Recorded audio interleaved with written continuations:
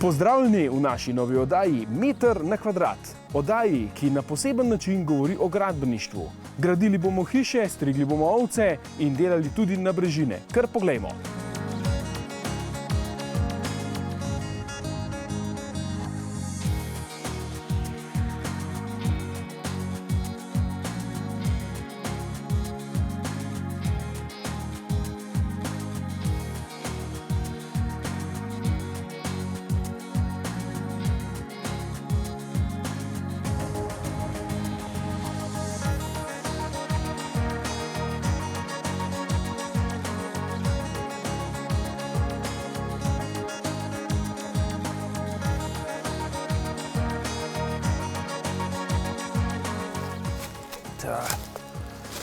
Kakšna strmina. Sem rekel, da mi inženirce vidijo, ja, v tele gmajni. Pa bo nekaj. Živjo. Meni so rekel, da bom šel tamle ene inženirje posneti, pa videti. Nič, pejte z mano, upam, da bomo najdeli. Tele kar razgiban teren, malo je strmo, malo je dreves, malo je skal. Tole kar zanimiv. Jih bom že najdel. Pa so tamle eni gorski reševalci. Ajmo to pogledati. Pa kakšen breg je to, no.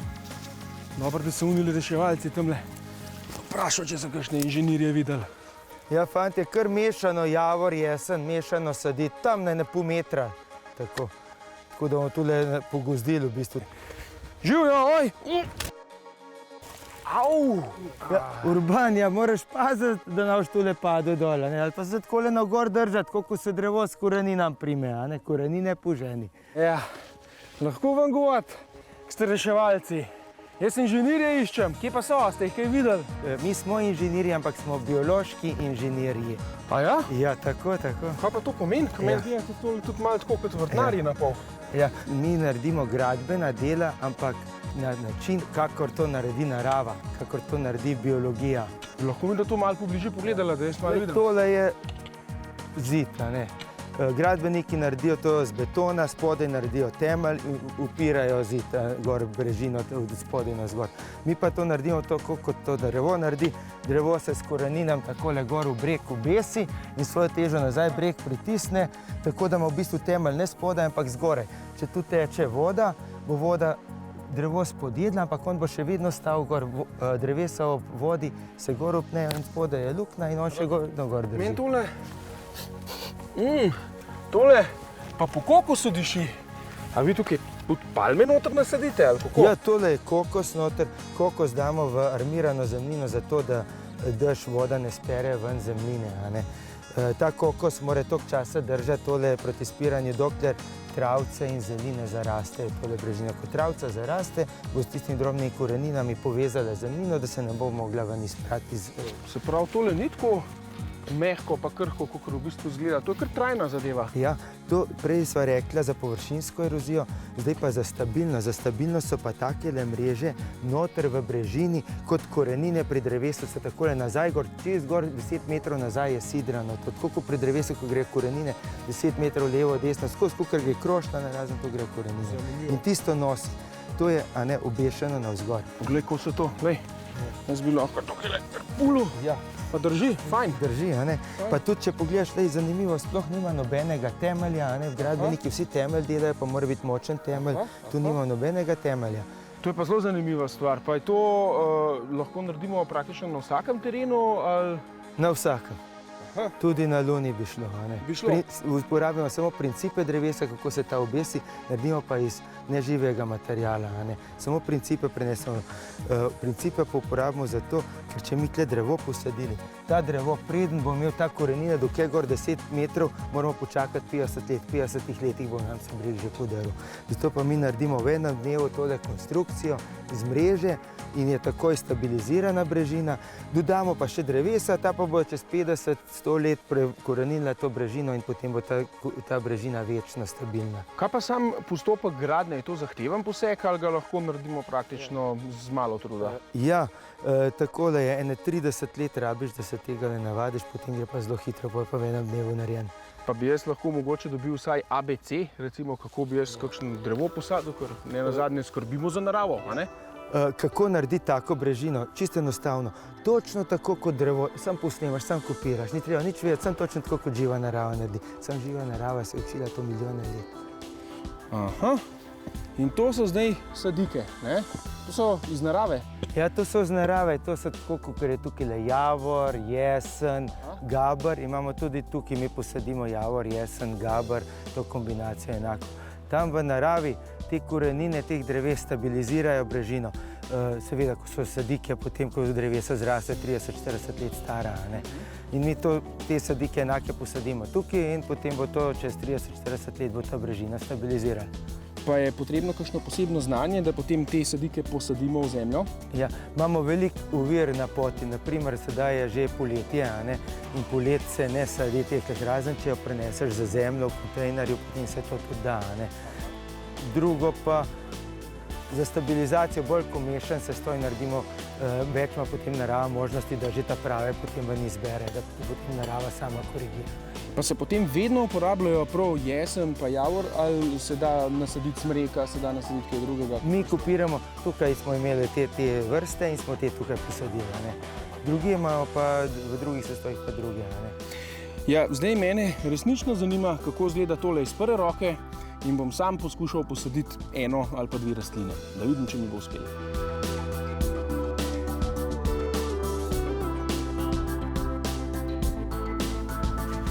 Čas je za meter na kvadrat v akciji.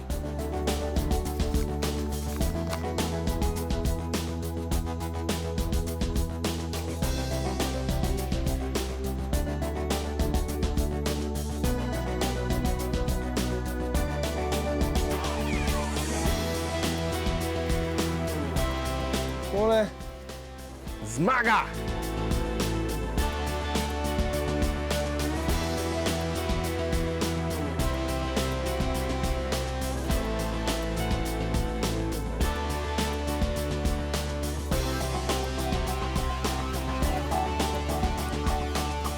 Na brežine, urejene s pomočjo biotehničnega inženiringa, so seveda zelo ugodna rešitev. Predvsem zaradi tega, ker v roku nekaj let površina povsem ozeleni, vaše bivanje pa se tako še bolj približa naravnemu. Poleg tega je nabrežina glede velikosti lahko tudi bistveno cenejša od klasične gradnje. Primerna pa je tudi za vsakovrstno naklonino. Ja, seveda, pozivam vas, da si še več prispevkov ogledate v oddaji Meter na kvadrat.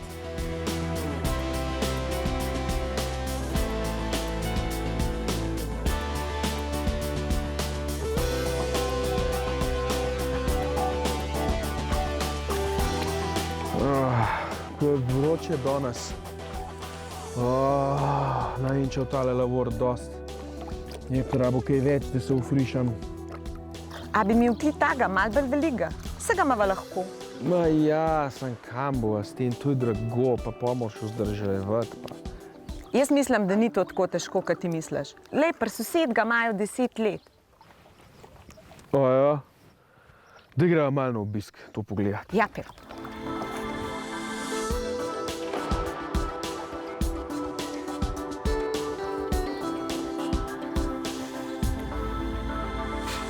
Žujo!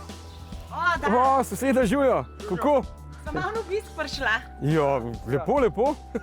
Veš kva, sem kar tako povedal, meni je malo vroč danes, le kakšen je sonce pa tole. Ja. Pa prav, da ima že 10 let tale bazen. Ja, seveda. Pa kako, mislim, to je kar velika reč, to ni glih banca. Ni toliko velik, to je 6x3, 1,40 m globina vode, tako da malo plavaš, ko se zmatraš, lahko lepo v mir stopaš, počiješ. To je to. Jaz uživam, glih zdaj ga čistam, pripravljam. Meni tudi vroče rado, sem rekel, da se pa not vržim in to je to. In kako se to točno zgradi? Mislim, tukaj si predstavljam, da je kar velik gradbeni poseg. Ne, ni, naredi se gradbeni izkop. Zdaj, danes v današnji tehnologiji ni nič takega, se ta malega bagarčka recimo pripele, se izkopali, potem je treba uliti talno ploščo, zato da imamo noter talni vtok, da je lepo fleten voda cirkulira in tako naprej. Potem smo pa začeli kar graditi, bom rekel, zdaj najnovejša tehnologija je bila pred 10 letom že takrat. Za nas Slovenci malo nekaj novega, so bili stiroporni zidaki in smo začeli graditi stiropornimi zidaki. Čakaj malo, stiroporni zidaki, a kaj? Kako pa ta zadeva pa vodo drži?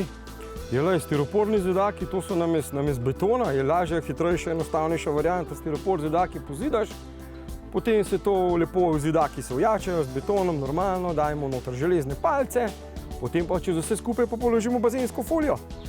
Folija je to? Seveda. A jaz sem mislil, da to rabiš ploščice, pa keramičarja, pa to. Ploščice, kakšne ploščice? Ni tako kompliciran pot? Ne, daleč od tega. Zdaj pa vidim, da tam kar voda noter fajn šprica. To imaš verjetno kar iz vodovoda, pa to skozi teče, ali kako je te? Ne, voda je noter. Ti na bazen natočiš na začetku sezone, nekje konec aprila se to napolni voda noter in potem tole, kar pa vidiš zdajle, da cirkulira, to pa dela preko obtočne črpalke. In zakaj pa to zdaj rabiš? Je obtočno črpalko, zato da voda cirkulira, zaradi čistoče, zaradi higiene, zaradi vsega skupaj. Aha. Pa je to kompliciran, ko... Ne, to je popolnoma preprosto.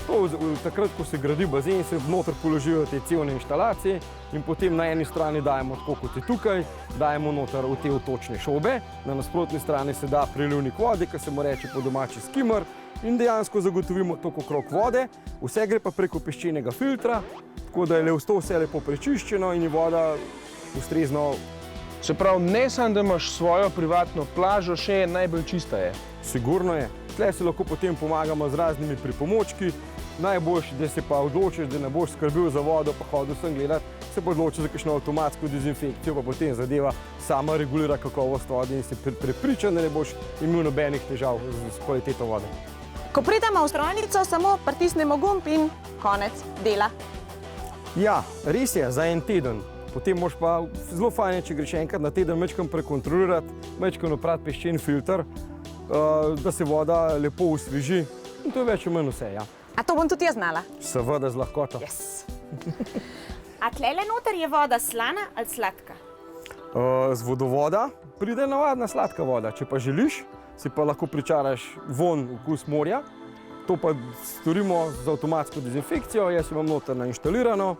Na začetku sezone kopalne dodam noter sol in potem imamo noter dejansko zadevo, mašino, katera naredi elektrolizo soli na bazi soli in imaš morsko vodo. Nič več na morje? Nič več na morje. Kar doma imaš morje. Kaj pa stroški? To ni tak strošek. Jaz mislim, da se takle bazen, ki ga imam jaz tukaj, lahko vsaka povprečna slovenska družina prvoši. Mesečni stroški, kar vas pa najbolj vse skrbi, je pa voda, elektrika na vse skupaj, je pa strošek enega dobrega kosila.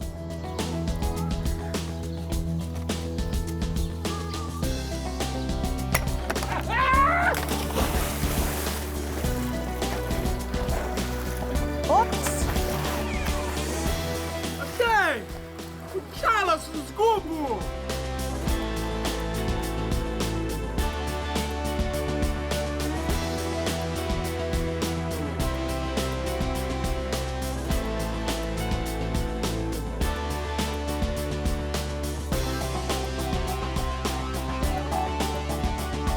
Jaz se zdaj nahajam na tej idilični lokaciji, ki prav izžareva sobivanje z naravo. Moj naslednji gost je Primož Krišelj.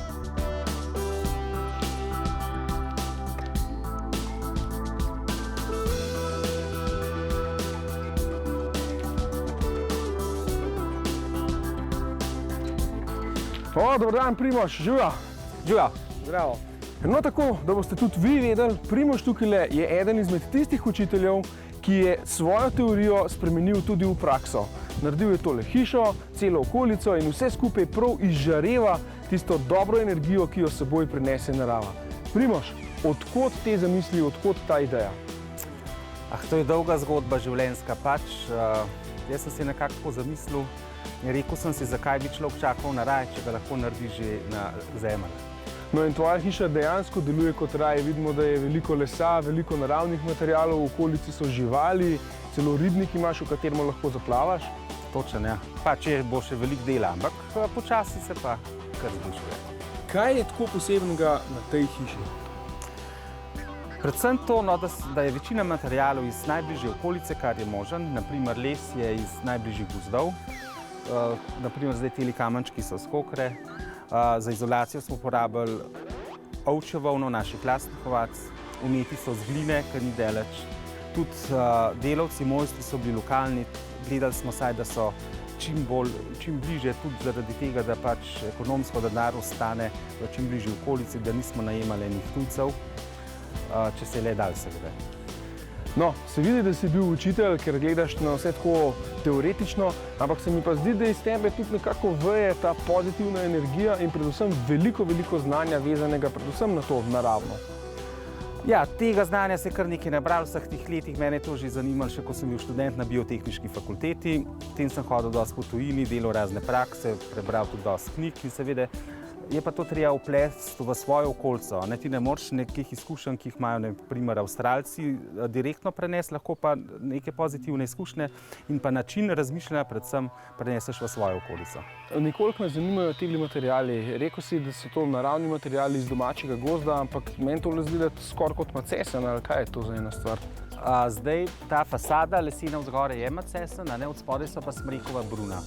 Samo je to visokogorski les, sekan na vzhodno-severni strani pobočja, na nadmorski višini okoli 1200 metrov in seveda na pravo luno. To potem pomeni, da tudi pri sečnji lesa očitno upoštevate vsa pravila, ki so jih tako. To včasih so zelo dobro vedeli in nekateri kmetje seveda še danes zelo upoštevajo. Pa skozi več mislim, da se da na to, ker je bistvena razlika, glede na čas sečnje. Ja, vidim, da izkušenj resnično ne manjka. Verjetno tudi zaradi tega, ker povezuješ življenje, življenjski slog z svojim početjem, ekološkim kmetovanjem.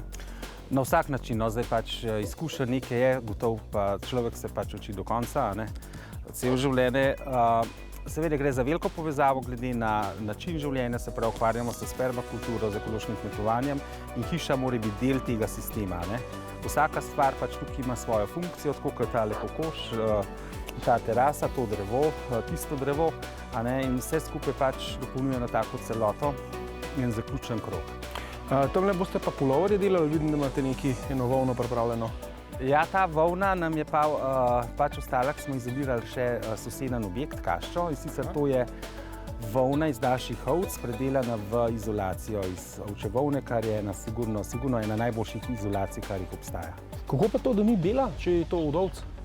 Ja, to je malo siva, zato ker v bistvu, recimo, če daš samo par procentov črne volne, ker ima tudi kakšno črno ovco, ker tukaj zdaj barva ni pomembna. Važne so druge lastnosti kot izolativnost, zvočna ali pa tako naprej, barva pa res ni važna, tako da se ne prebira in samo par procentov črnih ovc in dobiš tako sivo barvo. In zakaj si se tu odločil pravzaprav za to prav nenavadno zadevo? Ja, zdaj, meni se zdi to normalno, za druge se zdi nenavadno, meni se zdi pa to bolj normalno kot pa kamena volna ali pa kaj drugega.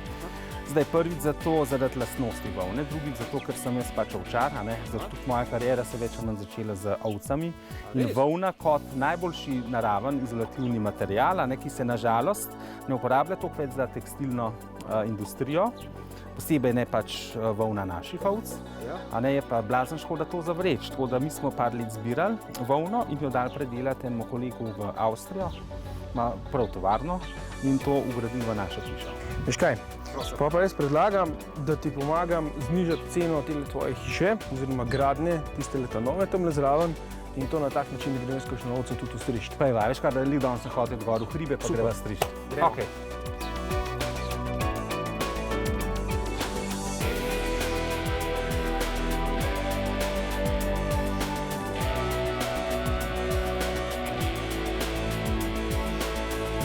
Tako, zdaj so s Primožem v Slovenskih planinah in bo začela graditi hiše, sicer ne tukaj. Tukaj bo samo ulovila kakšno ovco, probala malo postrišti. Primož, koliko ovc rabimo za 1 kvadratni meter tiste preje, ki smo jo dol videli, oziroma izolacije? Kvadratni meter težko reči, odvisno koliko je meter, veš, debo. Če pa rečejo za kubika, za kubik, se pravi, rabimo okoli 16 kg prane volne, zato rabimo 40 kg surove, se pravi, rečeva, to je 20 lepih ovc. To se pravi, tukaj imamo za 10 kubikov volne potlej. Ja, dobrih 10 kubikov. To je kar preko, za manjšo hišo je to že dosti, ne? Aha, no, super. Ja, nič. Akcija, urban v nevarnosti. Tej. Zdaj.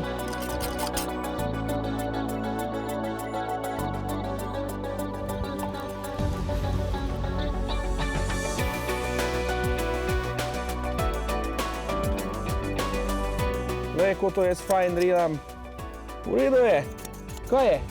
A si iz risanke pobegnil? Takole. Evo jo, pa imamo malo tile volne, a jo vidite?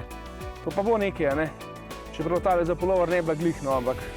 Za izolacijo pa v redu, ko se ščist, pa ščeše, to ven padejo tili drekci, pekci, pa slamci in je v redu. No, se to kdo te videl. Meni sam na trebuhu pusti, ker pravi, da je una odzadna karta je bolj kvalitetna, da mora sam. No, pojd k mamici, pojd k mamici. Ej.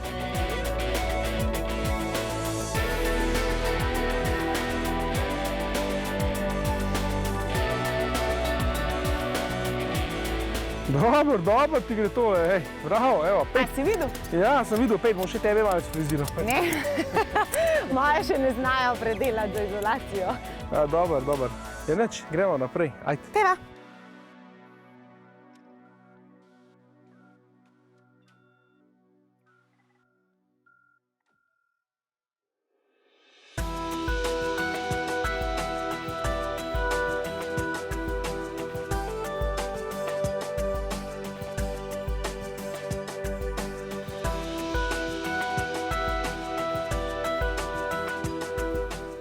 Ja, kar priznajte, velika večina si nadgradnjo svoje hiše predstavlja nekako takole klasično, z zidaki. Ampak kar nekaj novih graditeljev pa dela na drugačne načine. Naprimer, lesene montažne hiše.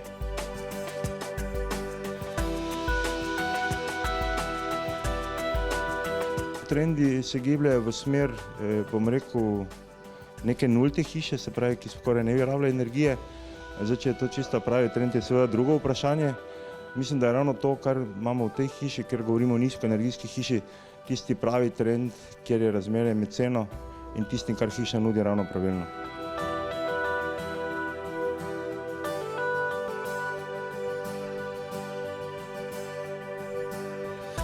Danes čedalje več kupcev povprašuje po individualnem pristopu. To pomeni, da se hiša zasnuje po želji kupca. Pri takem pristopu je investitor oziroma kupec zelo angažiran pri sami zasnovi hiše. To pomeni, se vključuje že pri sami idejni zasnovi, se v tej fazi tudi upoštevajo njegove individualne želje. Kupci tudi na ta način sugerirajo arhitektu, kakšne so njihove potrebe po bivanju in na ta način potem skupaj z investitorjem snujemo hišo.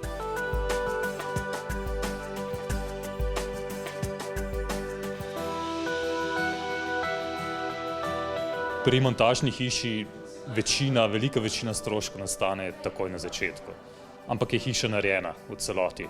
Medtem ko pri klasični gradnji, vsi vemo, lahko traja več let, nekateri jih delajo tudi 10 let, pa kakšno stvar pustijo in so zaradi tega navidezno stroški manjši, ampak drugače pa z enako kvaliteto, sem prepričan, da je montažna hiša ni dražja, bom rekel, kot klasična.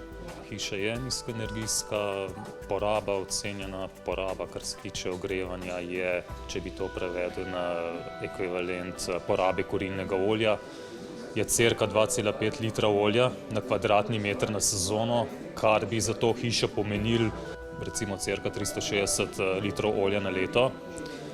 Sicer samo ogrevanje ni na kurilno olje, je na toplotno črpalko, zrak, voda,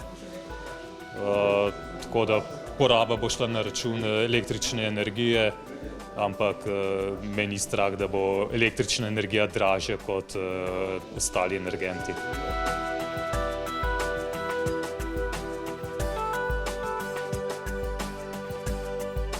Prvo, kar me je privlačilo, da je zelo hitro narejena, da ni treba stati od zadaj in pač vse to gledati, kako ti naredijo, kako ti delajo. To je en velik plus danes, ko samo delamo, tako da imamo zelo malo časa za gradnjo.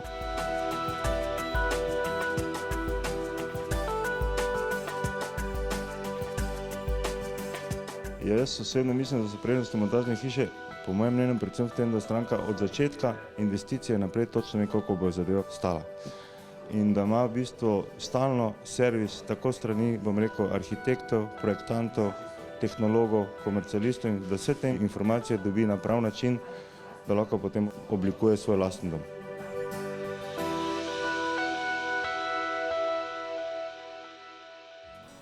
Ja, tako, to je bilo za danes vse.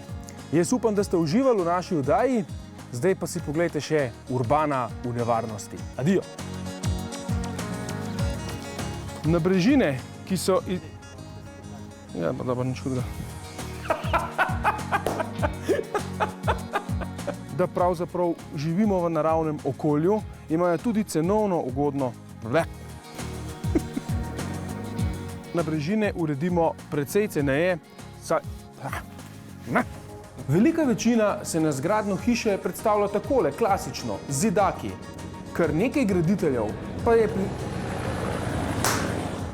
A imaš kakšno teso, ker to pa res dekoncentrira. Sem to lahko malo večjo ti naredil druge. Pa zaradi predpisov moraš imeti to, tudi če... Dejno, predpisi se snemamo oddajo.